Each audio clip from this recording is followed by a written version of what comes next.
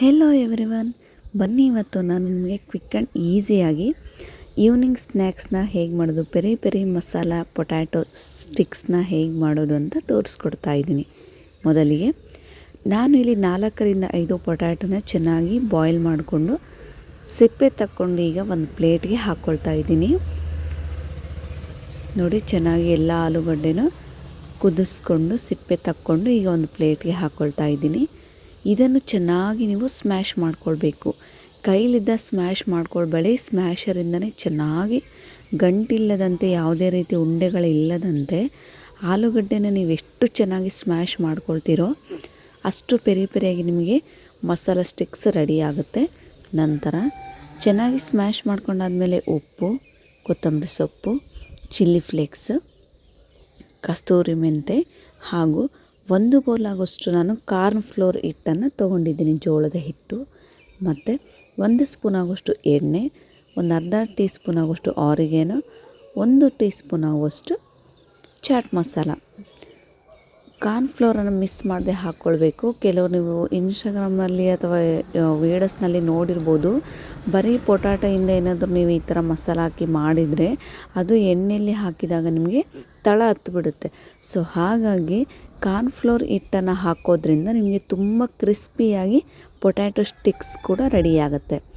ಎಲ್ಲದನ್ನ ಹಾಕ್ಕೊಂಡು ಚೆನ್ನಾಗಿ ಮಿಕ್ಸ್ ಮಾಡ್ಕೊಳ್ಬೇಕು. ಯಾವುದೇ ರೀತಿ ನೀವು ಫುಡ್ ಕಲರನ್ನು ಹಾಕ್ಕೊಳ್ಬೇಡಿ, ಈ ಥರ ಚೆನ್ನಾಗಿ ನಾದ್ಕೊಳ್ಬೇಕು. ಮೈದಾ ಹಿಟ್ಟು ಎಷ್ಟು ಸಾಫ್ಟಾಗಿರುತ್ತೋ ಇದು ಕೂಡ ಅಷ್ಟೇ ಸಾಫ್ಟಾಗಿ ಬರೋ ಥರ ನಾದ್ಕೊಳ್ಳಿ. ಈಗ ಇದನ್ನು 20 ಮಿನಿಟ್ಸ್ ರೆಸ್ಟ್ಗೆ ಬಿಡಿ. ನಂತರ ಒಂದು ಬಟರ್ ಪೇಪರ್ನ ತೊಗೊಳ್ಳಿ. ನೋಡಿ, ಈಗ ನೆನೆಸಿರುವಂಥ ಹಿಟ್ಟನ್ನು ಇದ್ರ ಮೇಲೆ ಸ್ವಲ್ಪ ಎಣ್ಣೆನ ಸ್ಕ್ರಬ್ ಮಾಡಿಕೊಂಡು ಹಾಕ್ಕೊಳ್ಳಿ.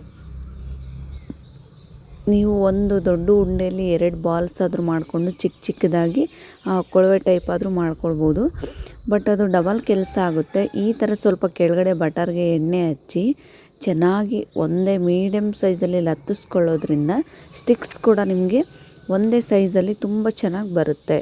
ಈ ಥರ ಜಾಸ್ತಿ ಪ್ರೆಸ್ ಮಾಡಬೇಡಿ, ಮೀಡಿಯಮಾಗಿ ಪ್ರೆಸ್ ಮಾಡ್ಕೊಳ್ಳಿ. ಜಾಸ್ತಿ ಪ್ರೆಸ್ ಮಾಡಿದರೆ ಬಟರ್ ಪೇಪರ್ಗೆ ಹತ್ಕೊಂಡು ಅದು ಅರ್ಧೋಗ್ಬಿಡುತ್ತೆ. ಮೀಡಿಯಮಾಗಿ ಪ್ರೆಸ್ ಮಾಡ್ಕೊಳ್ಳಿ.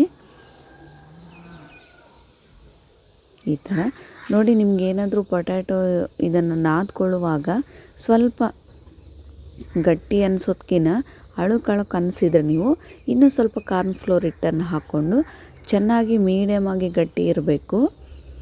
ನೋಡಿ, ಈ ಥರ ಚೆನ್ನಾಗಿ ನಾದ್ಕೊಳ್ಬೇಕು. ನಾದ್ಕೊಂಡಾದಮೇಲೆ ನಾನು ಸ್ವಲ್ಪ ಎಣ್ಣೆನ ಚೆನ್ನಾಗಿ ಹಚ್ಕೊಂಡಿರ್ಬೇಕು, ಇಲ್ಲಾಂದರೆ ನಿಮಗೆ ಬಟರ್ ಪೇಪರ್ಗೆ ಹತ್ತೋಗ್ಬಿಡುತ್ತೆ, ಅದು ಓಪನ್ ಆಗೋದಿಲ್ಲ.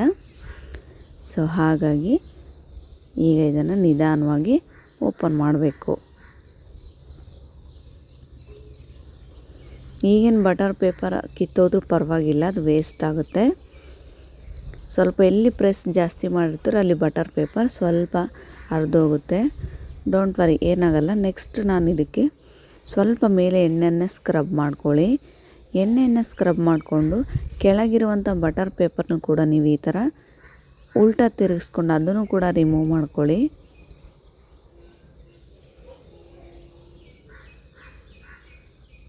ನೋಡಿ, ಈ ಥರ ಚೆನ್ನಾಗಿ ಅದನ್ನು ಕೂಡ ರಿಮೂವ್ ಮಾಡ್ಕೊಳ್ಳಿ. ನಂತರ ನೀವು ಚಾಕುಗೆ ಎಣ್ಣೆಯನ್ನು ಹಾಕ್ಕೊಂಡು ಕ್ಲೀನಾಗಿ ಮೀಡಿಯಮಾಗಿ ಒಂದೇ ಸೈಜ್ ಇರೋ ಥರ ನೀವು ಸ್ಟಿಕ್ಸ್ನ ಚಾಕುವಿನ ಸಹಾಯದಿಂದ ಕಟ್ ಮಾಡ್ಕೊಳ್ಳಿ.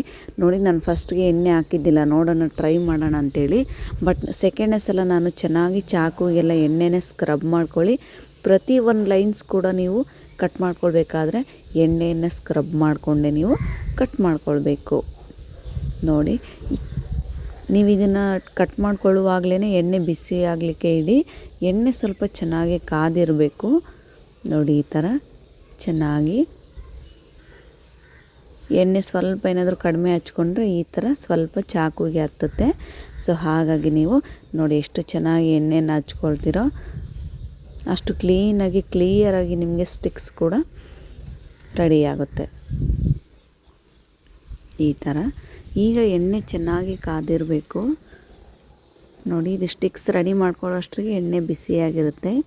ಈಗ ನಾನು ಈ ಥರ ತೊಗೊಂಡು ಅಥವಾ 2 ಕೈಯಿಂದನಾದರೂ ನೀವು ತೊಗೊಂಡು ಬಿಸಿಯಾಗಿರುವ ಎಣ್ಣೆಯಲ್ಲಿ ಇದನ್ನು ಈ ಥರ ಚೆನ್ನಾಗಿ ಒಂದೊಂದೇ ತೊಗೊಂಡು ಹಾಕ್ಕೊಳ್ಬೇಕು. ನಿಮಗೇನಾದರೂ ಒಂದೊಂದೇ ತೊಗೊಂಡು ಹಾಕ್ಕೊಳ್ಳಿಕ್ಕೆ ಆಗಲಿಲ್ಲ ಅಂದರೂ ಪರವಾಗಿಲ್ಲ, ಒಂದು ಪ್ಲೇಟ್ಗೆ ಎಣ್ಣೆನ ಸ್ಕ್ರಬ್ ಮಾಡಿಕೊಂಡು ಎಲ್ಲ ಸ್ಟಿಕ್ಸ್ನ ಒಂದು ಪ್ಲೇಟಲ್ಲಿ ಇಟ್ಕೊಂಡು ಜಾಸ್ತಿ ಒಂದೇ ಕಡಾಯಲ್ಲಿ ಜಾಸ್ತಿ ಒಂದು 7ರಿಂದ 8 ಹಾಕ್ಕೊಳ್ಬೇಡಿ, ಜಸ್ಟ್ 5ರಿಂದ 6 ಹಾಕ್ಕೊಳ್ಳಿ. ಯಾಕೆ ಅಂದರೆ ಇದು ಸ್ಟಿಕ್ಸ್ ಸ್ವಲ್ಪ ಪೊಟ್ಯಾಟೋದಲ್ವ, ಸೊ ಹಸಿಯಾಗಿರುತ್ತೆ, ಒಂದಕ್ಕೊಂದು ಬೇಗ ಹತ್ಕೊಂಡ್ಬಿಡುತ್ತೆ. ಸೊ ಹಾಗಾಗಿ ನಾನು ನಿಮಗೆ 5, 6 ಅಥವಾ ಒಂದೇ ಕಡಾಯಲ್ಲಿ ಒಂದು 5ರಿಂದ 6 ಸ್ಟಿಕ್ಸನ್ನು ಮಾತ್ರ ಹಾಕ್ಕೊಂಡು ಚೆನ್ನಾಗಿ ರೋಸ್ಟ್ ಮಾಡ್ಕೊಳ್ತಾ ಇದ್ದೀನಿ. ಗ್ಯಾಸನ್ನು ಈಗ ಸ್ವಲ್ಪ ಮೀಡಿಯಮ್ ಟು ಹೈ ಫ್ಲೇಮಲ್ಲಿ ಇಟ್ಕೊಂಡು, ಸೊ ಇದೇ ರೀತಿ ಎಲ್ಲ ಸ್ಟಿಕ್ಸ್ನೂ ಕೂಡ ನೀವು ಈ ಥರ ಕ್ರಿಸ್ಪಿಯಾಗಿ ಬೇಯಿಸ್ಕೊಳ್ಬೇಕು. ನೋಡಿ, ಈಗ ಒಂದು ಪ್ಲೇಟ್ಗೆ ಹಾಕಿ ತೋರಿಸ್ತಾ ಇದ್ದೀನಿ. ಈಗ ನಿಮಗೆ ಪೆರಿ ಮಸಾಲ ಸ್ಟಿಕ್ಸ್ ಕೂಡ ರೆಡಿ ಆಯಿತು. ಇದ್ರ ಜೊತೆಗೆ ಒಂದೊಳ್ಳೆ ಕಾಂಬಿನೇಷನ್ ಆಗಿ ಟೊಮ್ಯಾಟೊ ಕೆಚಪ್ ಅಂತಲೇ ಹೇಳ್ಬೋದು. ನಿಜವಾಗ್ಲೂ ತುಂಬಾ ಟೇಸ್ಟಿಯಾಗಿರುತ್ತೆ. ನೀವು ಕೂಡ ಒಂದು ಸಲ ಟ್ರೈ ಮಾಡಿ, ಹೇಗಿತ್ತು ಅಂತ ನೀವು ಕಾಮೆಂಟ್ ಮೂಲಕ ನನಗೆ ತಿಳಿಸಿ. ನೀವು ಹೊರಗಡೆ ಹೋಗಿ ಫ್ರೆಂಚ್ ಫ್ರೈಸ್ ತಿನ್ನೋದಕ್ಕಿಂತ ಈ ಥರ ಮನೆಯಲ್ಲೇ ಮಕ್ಕಳಿಗೆ ಮಾಡಿಕೊಡಿ. ಟೇಸ್ಟ್ ಮಾತ್ರ ಫ್ರೆಂಚ್ ಫ್ರೈಸ್ಗಿಂತ ಅಲ್ಟಿಮೇಟ್ ಆಗಿರುತ್ತೆ. ಸೊ ಒಂದು ಸಲ ಟ್ರೈ ಮಾಡಿ. Thank you.